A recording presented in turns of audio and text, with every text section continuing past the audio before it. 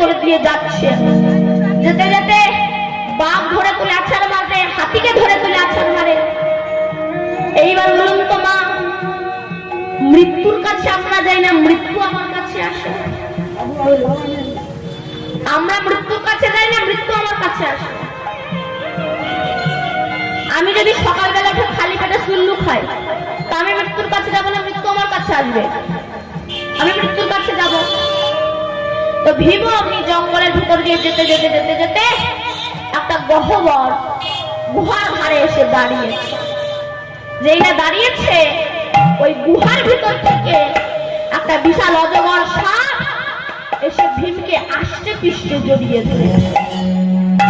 ভীম কিছুতেই ছাড়াতে পারছে না। তখন বলুন তো, অহংকারী ব্যক্তি ইচ্ছাকৃত ছুটে বেড়ায়, অভিশাপ সাপ এসে তাকে মৃত্যুর পথে নিয়ে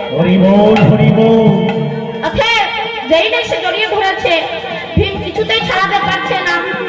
প্রথমে দাম দেয়নি, বাঁ হাতে লেজটা ধরে যেই না আছাড় মারতে গেছে, আরো জড়িয়ে ধরেছে। হাড়গুলো কর্মর কর্মর করছে, প্রাণ যাই যায়। জানেন, ব্যাং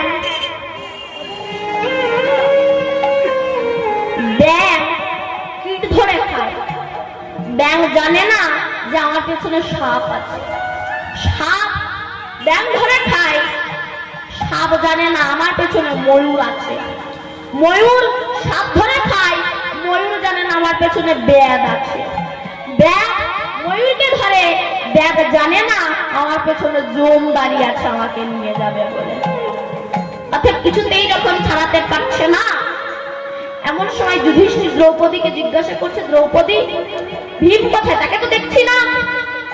দ্রৌপদী বলল, সে তো একটু আগেই বনের ভিতরে গিয়েছে একা একা। যুধিষ্ঠির বুঝতে পেরেছে আমার ভাইয়ের কোনো বিপদ হয়েছে। এ বলে বনের ভিতরে যে আসছে, আস্তে আস্তে দেখছে এদিকে বাঘ মারা, ওদিকে সিংহ মারা। বুঝতে পেরেছে এই পথ ধরে ভীম গিয়েছে। গিয়ে দেখছে একটা সাপ ভীমকে আষ্টে পৃষ্ঠে জড়িয়ে ধরেছে। ভীম কিছুতেই ছাড়াতে পারছে না। যখন ছাড়াতে পারছে না, তখন ভীম বাহু তুলে গোবিন্দকে ডাক দিয়েছে, হে গোবিন্দ, রামাদিনাদি গোবিন্দ, তুমি আমায় রক্ষা করো। হে কৃষ্ণ কন্যা সিংহ, দীনবন্ধু জগৎপতে, গোপেশ গোপিকা কন্ত, রাধা কন্ত নমস্তুতে। যেই না ডাক দিয়েছে, আকুল আহ্বানে ভগবান এসে দাঁড়িয়েছে।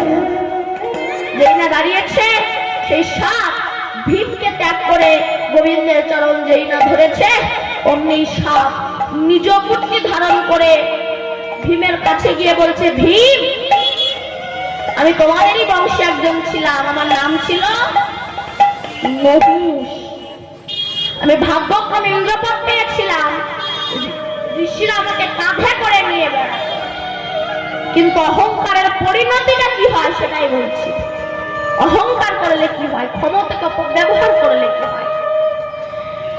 ঋষিরা আমাকে পালকিতে করে নিয়ে বেড়াতো, কাঁধে করে। আমি অহংকারী হয়ে গিয়েছিলাম, তাই ঋষিদেরকে লাঠি মেরেছিলাম। এই জোরে চল। যখন লাঠি মেরেছিলাম,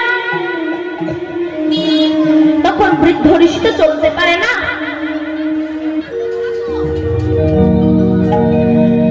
সেই সময় ভগবান কেঁদে বলেছিল, হে ভগবান, আমরা যদি কোনোদিনও তোমায় প্রাণ ধরে ডাকি, আমি অভিশাপ দিলাম এই নহুষ পরজন্মে সর্প কোলে জন্মগ্রহণ করে। তখন নহুষ পালকি থেকে নেমে এসে ঋষিদের চরণ জড়িয়ে ধরে বলছে, হে ঋষিগণ, আমাকে অভিশাপ দিয়েছেন ঠিক আছে, কিন্তু আমি উদ্ধার হবো কবে? বলে, যদি কোনো কৃষ্ণ ভক্তের চরণ ধরতে পারো, আর সেই কৃষ্ণ ভক্ত আকুল আহ্বানে যদি ভগবান এসে দাঁড়ায় আর গোবিন্দর চরণ স্পর্শে, তবেই তুমি উদ্ধার হবে। তাই ভীম ছিল কৃষ্ণ ভক্ত। ভীমের আকুল আহ্বানে গোবিন্দ এসে দাঁড়িয়েছেন, সেই গোবিন্দের চরণ যেই না নহুষ ধরেছে, উদ্ধার হয়ে গিয়েছে। বলুন তো, নহুষটা মানে কি? নহুষ মানে নহুষ, তার কোনো হুঁশ নাই। তাই ক্ষমতাটা ব্যবহার করলে মানুষ দুর্বল হয়ে পড়ে। তাই গৌরাঙ্গ মহাপ্রভু বারবার এসেছেন, আবারও এসেছেন। তোমরা বিলম্ব করো না, একটু হরি নাম করো, তোমরা একটু কৃষ্ণ নাম করো, তোমরা গৌর হয়ে এসেছেন। তো তাই বলছেন, দেখো আমার গৌর এলো রে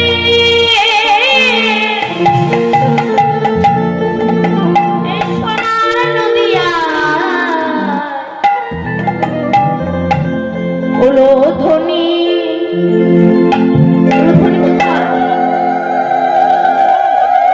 শঙ্খের ধ্বনি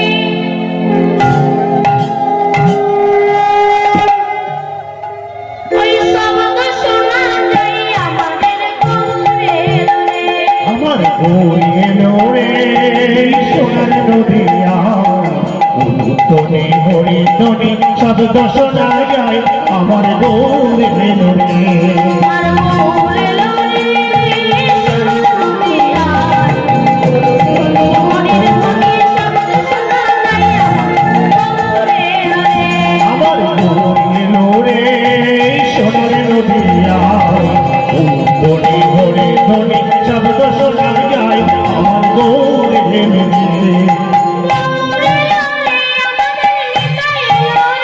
ওই না গৌরে লোরে আমাদের নিতাই এলো রে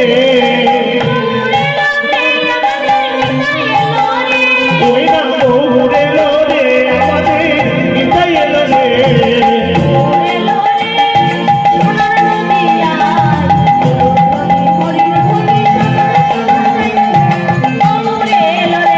আমার গৌরে লোরে সোনার নদিয়ায় উত্তরে হরি ধ্বনি শব্দ শোনা যায় আমার গৌরে লোরে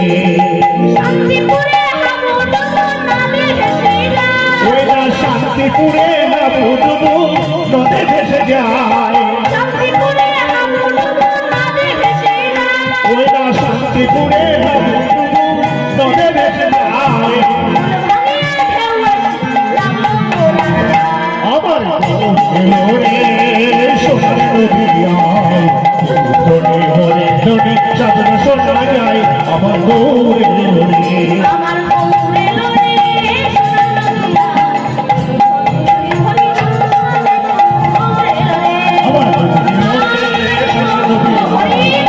আমার শব্দ শোনা যায় আমার গৌরে